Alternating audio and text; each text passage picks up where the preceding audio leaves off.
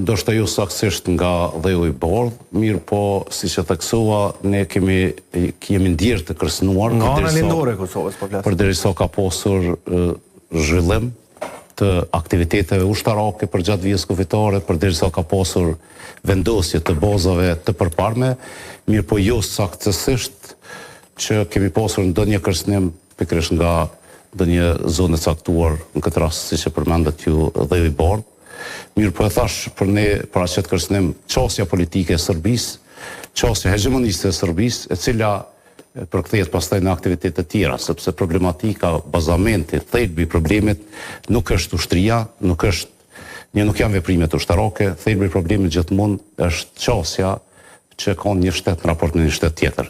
Dhe çështja hegemoniste që ka Serbia nuk pritet tjetër përpos të prodhoj edhe mund të themi rezultate të tilla si angazhim të formacioneve të ndryshme me qëllim destabilizimin e vendit tu. Kanë hyrë dron, janë parë dron që kanë hyrë brenda territorit të Republikës Kosovës. A dihet se çfarë qëllimi kanë pasur këta dron brenda territorit të Republikës Kosovës? Vlerësoj që normalisht që qëllimi gjithmonë është armiqësor kur futesh në territorin e një vendi tjetër.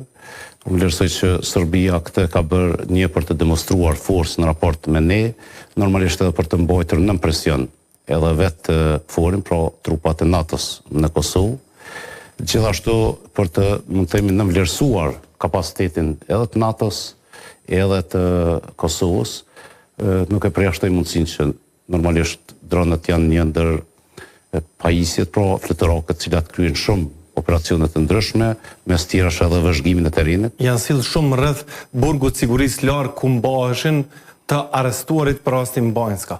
Po kjo ne kemi ngritur këtë çështje, gjitha institucionet tona kanë ngritur me komandantën e KFOR-it, me KFOR-in, me NATO-n, por kemi pasur diskutime edhe për faktin që përveç tjerash NATO, më saktësisht komandanti i KFOR-it është personi përgjegjës aktualisht për hapësirën ajrore në Republikën e Kosovës.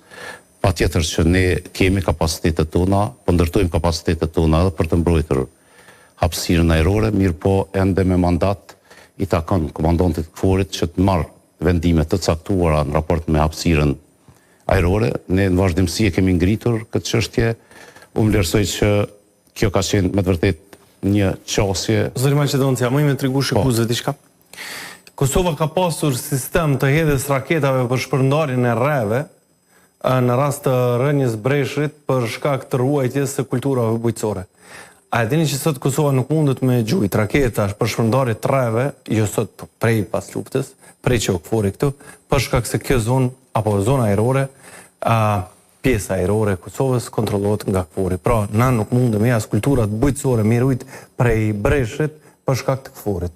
Vazhdo të lutem. Edhe kjo është edhe arsyeja pse ne sot kemi takime, unë veçanërisht si ministri i mbrojtjes, por edhe komandanti i FSK-s e ngritim këtë çështje, pra është shumë e rëndësishme që këto diskutime të ngriten në nivelin e lartë, pra mes NATO-s edhe qeverisë sonë, që gradualisht, siç kanë kaluar shumë kompetenca ndërkombëtare te institucionet vendore, edhe kjo çështje e hapësirës ajrore gradualisht të kaloj si kompetencë e Republikës së Kosovës, sepse me këtë